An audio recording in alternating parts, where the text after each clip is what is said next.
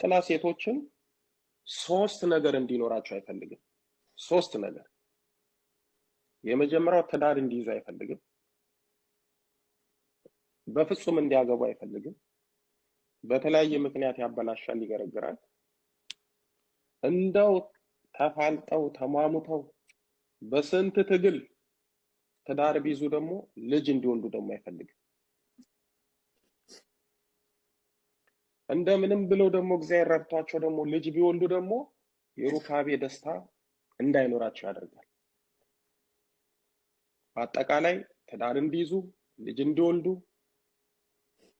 ከትዳር አጋራቸው ጋር ደስታን እንዲጋሩ አይፈልግም። እነዚህን ሶስቱን ነገር ይጠላል።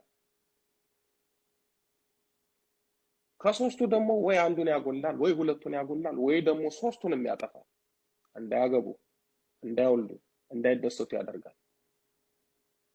ወይ ደግሞ ቢያገቡ ልጅ እንዳይኖራቸው፣ ደስታ እንዳይኖራቸው በሩካቤ ስጋ